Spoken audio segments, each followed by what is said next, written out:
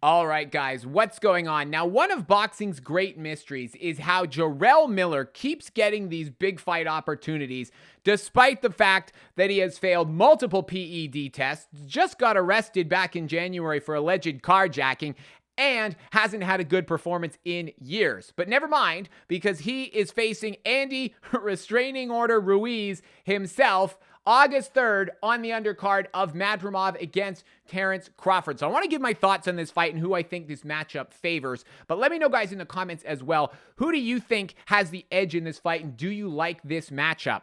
Now, I think it goes without saying that both of these guys have been inactive over the last couple of years. But because of the fact that Jarrell Miller has actually had a couple of fights, and albeit they were either poor performances or average performances, I would class the Dubois fight as an okay performance from Miller.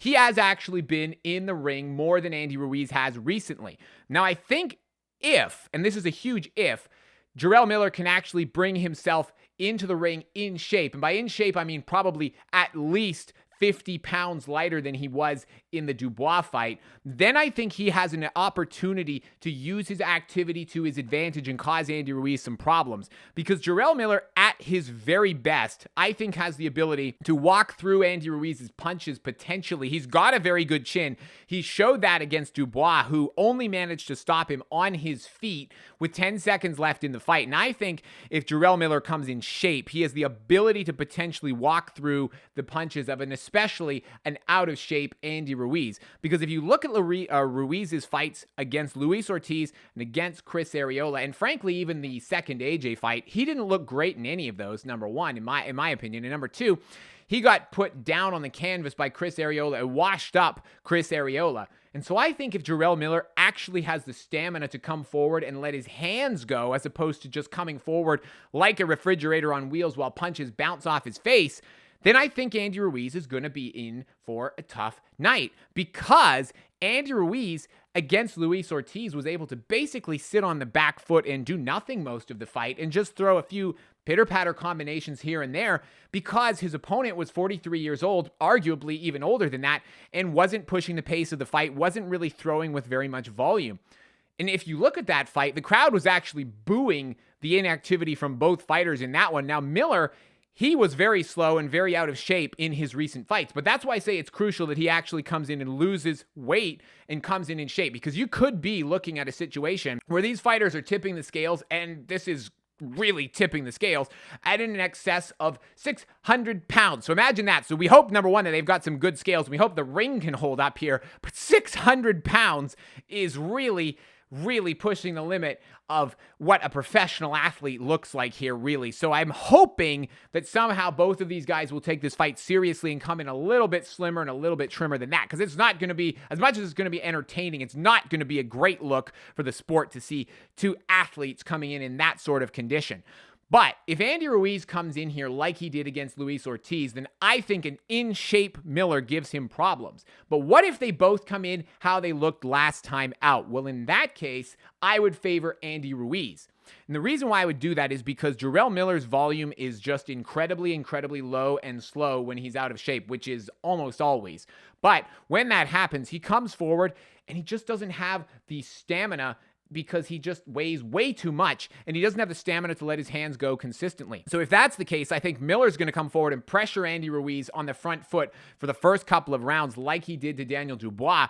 And I think it's going to come down to whether Andy Ruiz can get out of the way. Now, that's a question mark, because Ruiz doesn't really move his feet like that. He likes to use fast hands, fast combinations, but he's not really got the best footwork in the world, especially because he's so big. His special ability that's allowed him to compete with these guys who are in a lot better shape is that he's got very quick hands, but his feet, not so much. And so if Miller can just walk forward and just unload on him, I think that can give Ruiz problems, just like we saw him get put on the canvas against washed up Arreola. But if Jarrell Miller is out of shape and Ruiz is in just enough shape where he can actually use his hands and combinations to outwork Jarrell Miller, then I think Andy Ruiz probably wins this fight on points. I don't think Andy Ruiz actually can get the stoppage on Jarrell Miller, because for my money, Dubois probably hits harder and he didn't actually manage to put Miller on the canvas. And it depends how many rounds this fight is as well, whether it's a 10-rounder or a 12-rounder. But if it's a 10-rounder, I think a points decision for Andy Ruiz is most likely if both fighters come in the shape that they did last time. And I think it could also be a very low volume fight. But if Miller comes in significantly improved shape, and who knows if he comes in clean or not clean, then I think he might be able to take advantage of Andy Ruiz's activity and put some consistent pressure on him and actually cause him some significant problems in this fight, because we've never really seen Andy Ruiz under a lot of pressure, because AJ didn't really do that. Chris Arreola didn't really do that, and Luis Ortiz didn't really do that. Jarrell Miller could potentially do that if he comes into this fight in shape. But what I'm expecting is that we are going to be getting the battle of the bellies, the battle of the burgers in this fight, 600 pounds of heavyweight action. But what I think we're probably going to get here is something more resembling a sumo wrestling contest than a high-level professional boxing match. I think, unfortunately, both fighters are going to come in out of shape. That's what I'm expecting, truthfully.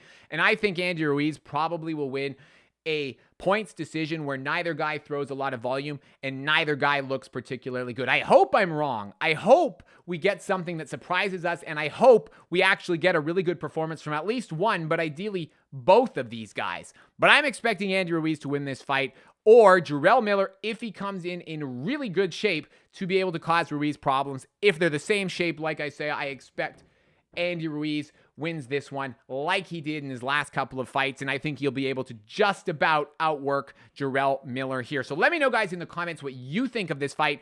Those are my thoughts on it. And it's also worth noting as well, of course, that Andy Ruiz got his opportunity, his lottery ticket against Anthony Joshua, by being the replacement for Jarrell Miller. So it's appropriate that these two guys are meeting at last, nearly 6 years after that famous upset. It's going to be very interesting to see what happens here. So let me know, guys, in the comments, what do you think of this matchup? How does Jarrell Miller keep getting these opportunities that he arguably doesn't deserve? And how do you think Andy Ruiz looks after 2 years out of the ring? Let me know, guys, in the comments what you think. Thank you, as always, for watching, and I will catch you in the next video.